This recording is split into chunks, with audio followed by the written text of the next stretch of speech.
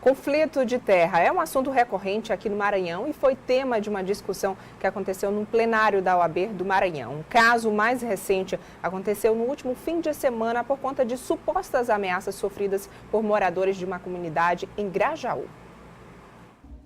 Esta agricultora encontrou 18 cápsulas de balas nas proximidades do local onde mora. Ameaçado de morte por grileiros do município Formosa da Serra Negra, este camponês, que tem sido impedido de plantar na própria terra há mais de um ano, tem medo de voltar para casa. Faz a base de 2015 para cá. Eu sou ameaçado. Desse tempo para cá e pronto. Aí não fui mais na roça, plantei uma rocinha lá, quase não plantei o arroz. E inclusive tinha uma cerca lá, derrubaram tudo. Pois é, porque o negócio lá não é fácil. O negócio lá é difícil. Tanto pra mim, para meus filhos, minha esposa, o rapaz que sempre faz isso, fica vizinho comigo. E ele é muito complicado, ele não é fácil não. A situação preocupa ainda mais porque no último fim de semana, uma tentativa de emboscada contra integrantes da CPT, Comissão Pastoral da Terra, que estava indo ajudar esses agricultores, terminou com um pistoleiro preso, mas o suposto mandante continua em liberdade. Apesar de grave, casos como esse são comuns aqui no estado. Já é o 6º ano consecutivo que o Maranhão lidera ocorrências relacionadas a conflitos de terra no país, segundo pesquisa da CPT. Em 2016, 194 confrontos em 75 cidades deixaram 13 mortos e vários feridos. À frente de estados como Bahia, Minas Gerais e Rondônia, conhecidos nacionalmente por possuírem grandes áreas de disputa, atualmente 34% do território maranhense é dominado por confrontos. Bom, e continuando falando sobre o assunto aí, sobre conflitos em todo o estado, aqui no estúdio do Bom Dia Maranhão, nós vamos saber um pouquinho mais detalhes com o presidente da Comissão de Direitos Humanos da OAB do Maranhão, o advogado Rafael Silva. Bom dia, doutor, tudo bem com você? É um prazer receber aqui no estúdio do Bom Dia do Maranhão. Mais um caso foi registrado aí nesse fim de semana. Como é que está a situação aí deles? Bom dia. De fato, uma situação extremamente preocupante, né? São cerca de 150 famílias que vêm sendo acompanhadas pela Comissão de Direitos Humanos da OAB, em parceria com a Comissão Pastoral da Terra. E lá, essas famílias ficam no município Formosa da Serra Negra, que não tem delegacia de polícia civil, né? Existem muitos relatos que demonstram uma relação muito preocupante de policiais do município, policiais militares, com essas pessoas que têm contratado, inclusive, pistoleiros, né? E essas famílias moram há muito tempo lá, famílias assim que estão há décadas, pessoas, senhores, que nasceram no local. Então a gente não está falando de ocupação recente, estamos falando de áreas consolidadas. Como é a situação dos trabalhadores no campo no Maranhão? São poceiros, não têm títulos de propriedade, são pessoas destituídas, né? Desse reconhecimento formal do seu direito sobre a terra. E por conta de especulação no campo, né, a tentativa de fazer desmatamento para venda daquelas áreas, eles estão tentando, pelo medo e com a ameaça de pistoleiros, expulsar essas famílias de lá.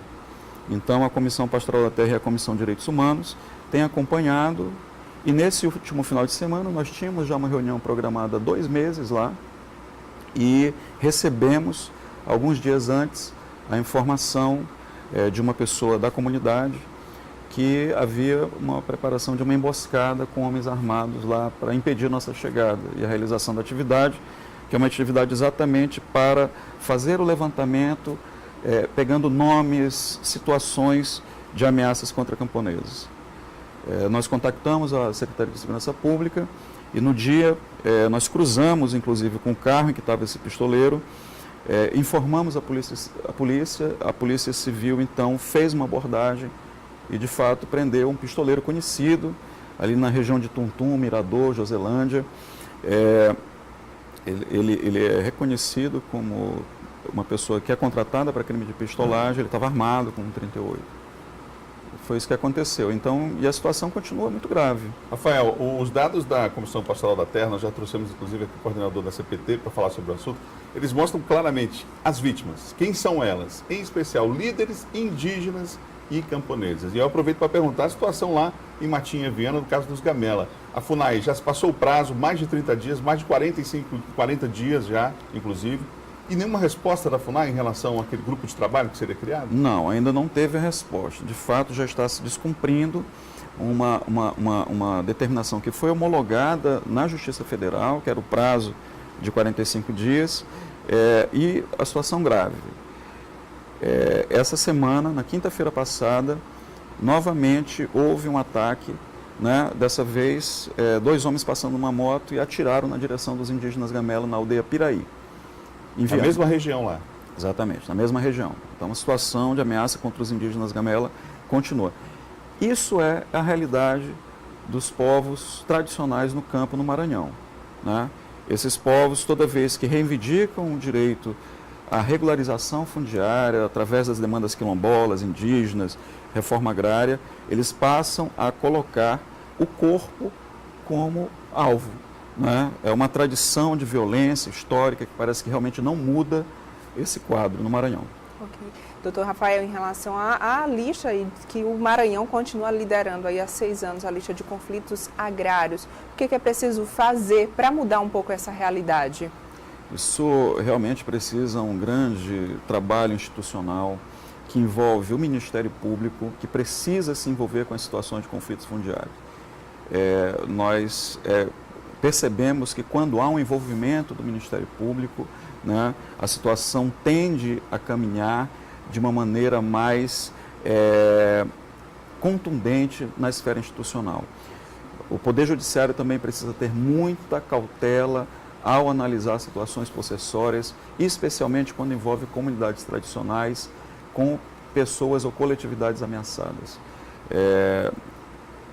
E o sistema de segurança pública, efetivamente, também precisa ser organizado, especialmente a questão do acompanhamento dos conflitos no campo. Durante o evento de ontem, você falava inclusive de que agora não precisa demorar tanto tempo com a investigação para saber de onde partiu o ataque, como que aconteceu, quem são os responsáveis. A Secretaria de Segurança Pública do Estado já tem inclusive uma lista com o nome nas regiões de quem são as pessoas, enfim, isso já foi identificado, Rafael? Já se sabe todos os nomes. A Polícia Civil mesmo já tinha conhecimento, então nós não estamos levando nenhuma novidade. A novidade é apenas a cobrança pública. Os nomes são sabidos, são conhecidos da polícia. E nós consideramos que haverá medidas. Essa situação dos Gamela, ainda voltando a ela, é bom lembrar que não se tem, esse prazo foi dado não para uma definição da situação do conflito lá na área, mas para a criação de um grupo de trabalho para, em parceria com essas instituições, tentar buscar um caminho. E nenhum grupo de trabalho se consegue ainda formar. Na verdade, é o grupo de trabalho coordenado pela FUNAI para fazer o estudo e a identificação de qual é exatamente o território indígena Gamela. Então, a gente está falando de um grupo técnico de trabalho. É isso que nós estamos esperando, né? É um longo caminho, né? A história dos camponeses no Maranhão é uma história de privação, é uma história de sofrer violências, é uma história de destituição, é uma história de isolamento e muitas vezes uma história de invisibilidade. Por isso agradecemos assim o espaço da TV Difusora para poder colocar esse assunto em pauta, porque efetivamente muitas vezes é a única segurança que essas populações têm, é a publicização das suas demandas. A gente acredita que isso é um fator importante de segurança para elas. Ok, obrigada, Rafael, pela sua entrevista. Vocês. Tomara que esse problema seja logo resolvido. Obrigado.